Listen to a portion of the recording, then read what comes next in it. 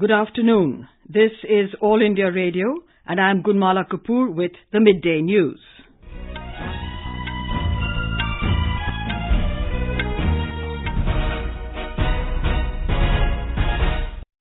The headlines.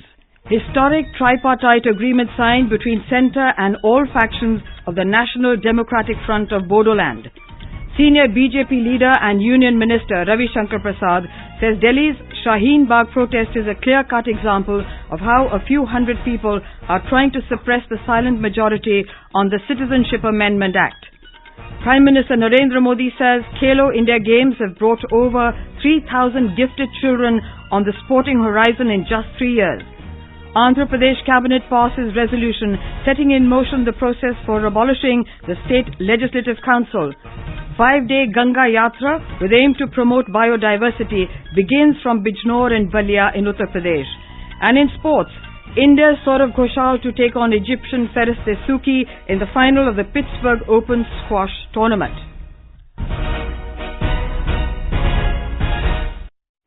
A historic tripartite agreement has been signed between the centre, the Assam government and 9 factions of the National Democratic Front of Bodoland in New Delhi today.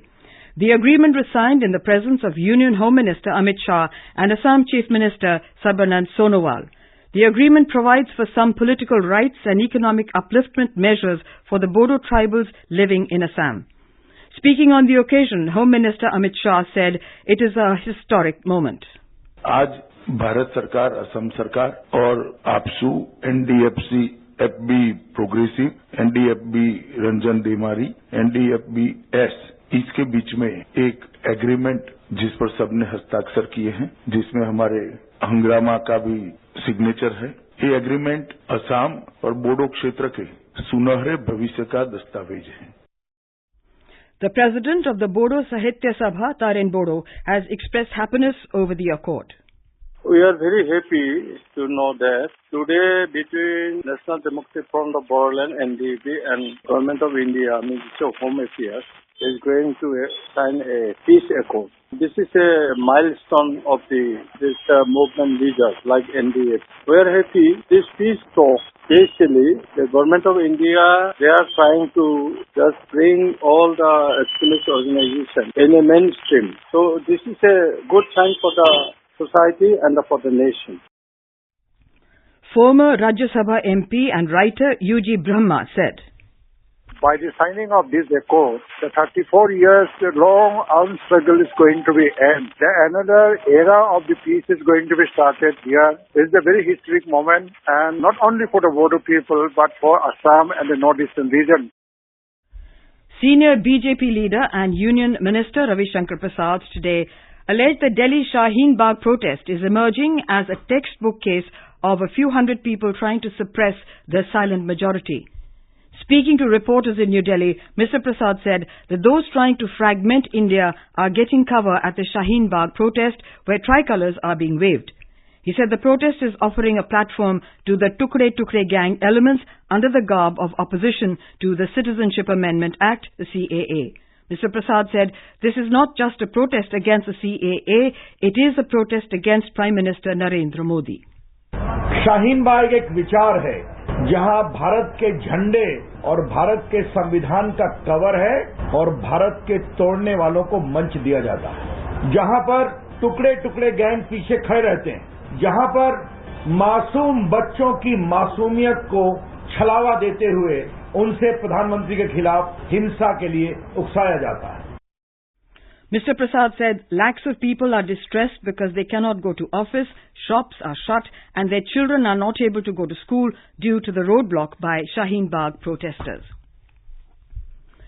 Prime Minister Narendra Modi has said that in just 3 years, through the Khelo India Games, 3,200 gifted children have emerged on the sporting horizon.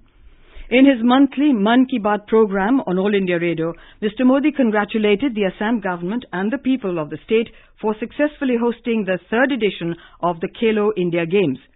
The Prime Minister lauded how the parents of some of the participants did not allow poverty to become a hurdle for the future of their children. Mr. Modi said 6,000 sportspersons from different states participated in the games. 80 records were broken at the mega sporting event, out of which 56 records were registered in the names of girls. He said the government has now decided to organize the Khelo India University Games, and the first edition of these games will be held in Cuttack and Bhubaneswar in Odisha from the 22nd of next month. 2018 में जब खेलो India games की शुरुआत हुई थी, तब इसमें 3500 खिलाड़ियों ने हिस्सा लिया था, लेकिन महज 3 वर्षों में खिलाड़ियों की संख्या 6000 से अधिक हो गई है, यानी करीब 2 गुनी। इतना ही नहीं, सिर्फ 3 वर्षों में खेलो इंडिया गेम्स के माध्यम से 3200 प्रतिभाशाली बच्चे उभर कर सामने आए हैं। Mr. Modi also said that the proposed Gaganyaan mission will be a historic achievement for India in the 21st century. He said as India celebrates its 75th year of independence in 2022, the country has to fulfill the pledge to take an Indian into space through the Gaganyaan mission. The Prime Minister also said that insurgency in the North East has come down and efforts are being made to resolve the issues of the region in right earnest and peacefully through dialogue. He further said the new decade of 2020 has brought a new ray of hope in the life of the Bru-Riang community. He was referring to the agreement which has ended the 25-year-old problem of the Bru-Riang refugee crisis.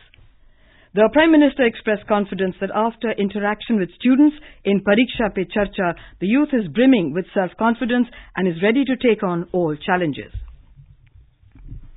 Prime Minister Narendra Modi will address the 3rd Global Potato Conclave at Gandhinagar in Gujarat tomorrow through video conferencing. Mr. Modi is expected to take an overall view of the achievements and opportunities in the area of potato research, trade and industry, and value chain management, and to set a roadmap for the decade. The conclave is a 3rd in the series. The 3-day conclave will provide an opportunity to bring all stakeholders at one common platform so that all issues are discussed and future plans made involving everyone related to the potato sector. In the 2012 Nirbhaya gang rape and murder case, death row convict Mukesh Kumar Singh today moved the Supreme Court seeking urgent hearing on his plea against dismissal of his mercy petition by the President. The mercy plea of Singh was dismissed by President Ramnath Kovind on January the 17th. A bench headed by Chief Justice of India S.A. Bobde and comprising Justice B.R. Gawai and Justice Suryakant said execution case will be given top priority. The warrant for execution of the death sentence for the 4 convicts in the case has been fixed for February the 1st at 6 a.m. In another decision, the Supreme Court today sought the response of the centre and the Assam government on a plea challenging exclusion of around 2,000 transgenders in the final National Register of Citizens, the NRC, in Assam. A bench comprising Chief Justice S.A. Bobde and Justices B.R. Gawai and Suryakant issued notice to the governments on the PIL filed by one Swati Bidhan Barua. Civil Aviation Minister Hardeep Singh Puri has said that Air India, along with Air India Express, is a great asset and the successful bidder will continue to use Air India brand. Briefing media in New Delhi, Mr. Puri said the financial position of Air India is very fragile and the government has limited resources. He said Air India is under a debt trap and the private sector can bring required capital to the airline. The government today announced sale of 100% stake in debt-laden Air India as it issued the preliminary bid document for the strategic disinvestment and has set March 17 as the deadline for submitting expression of interest. Ahead of the budget session of Parliament, the government has convened an all-party meeting on Thursday to ensure smooth transaction of business in both houses of Parliament. The first phase of the budget session of Parliament will start from Friday and will continue till the 11th of next month. After a recess of nearly 1 month, the session will resume from the 2nd of March and will go on till the 3rd of April. This is All India Radio giving you the news. For quick news updates, visit our News on AIR app and follow us on Twitter at AIR News Alerts. You can also visit our website www.newsonair.com. The Andhra Pradesh Cabinet today passed a resolution setting in motion the process for abolishing the State Legislative Council. A similar resolution will now be adopted in the Legislative Assembly and sent to the Centre for necessary follow-up action. With just 9 members, the ruling YSR Congress is in minority in the 58-member Legislative Council. The opposition, Telugu Desam Party, has an upper hand with 28 members, and a ruling party could get a majority in the House only in 2021. The move by the Andhra Pradesh Cabinet came after the Jagmohan Reddy government last week failed to pass in the upper house of the state legislature 2 crucial bills related to its plan of having 3 capitals for the state. The 5-day Ganga Yatra, with an aim to create awareness about the holy river, started today in Uttar Pradesh. Flagging off the Yatra in Ballia, State Governor Anandiben Patel said that those who are living close to this holy river are fortunate people. She said that Prime Minister Narendra Modi is taking steps to clean the rivers of the country. Chief Minister Yogi Adityanath, along with Chief Minister of Uttarakhand Trivendra Singh Rawat and Union Minister Sanjeev Ballia, flagged off the Yatra from Bijnor, a place where the Ganga enters Uttar Pradesh. Governor Anandiben Patel, along with Union Minister Mahendranath Pandey and Deputy Chief Minister of Bihar Sushil Modi, started another part of the Yatra from Ballia in eastern UP, where the holy river exits the state and enters Bihar. AIR correspondent reports that the 5-day-long Yatra under the Namami Gange mission started amidst chanting of mantras and performance of Ganga Aarti from Bijnor and Ballia. The 2 yatras will cover more than 1,350 kilometer route in 27 districts from road and water routes. More than 3,100 crore rupees digital payment transactions have taken place in the current financial year so far. The Finance Ministry said numerous measures have been proposed in the Budget 2019-20 to promote digital payments further. Our correspondent reports that nearly 11 lakh Bhim Aadhaar pay point sale devices are in India. Government has taken several initiatives in the recent past for promotion of digital payment and less cash economy. Over the past 3 years, digital payment transactions have registered tremendous growth in India. Presently, there are more than 52 lakh physical or mobile point-of-sale POS devices in the country. The number of monthly Bhim UPI transactions have increased from over 75 crores in June last year to over 130 crores till December last year. Digital transaction has brought transparency, significantly reduced corruption and improved public service delivery to benefit the poor. With Dipendra Kumar, Anupam Mishra, AIR News, Delhi. WHO Chief Dr. Tedros Adhanom Ghebreyesus is reaching Beijing today to take stock of the situation and to support the efforts done by the Chinese government for the coronavirus response. He said in a tweet that the WHO has activated global networks of experts and is trying to activate the response systems in various affected countries.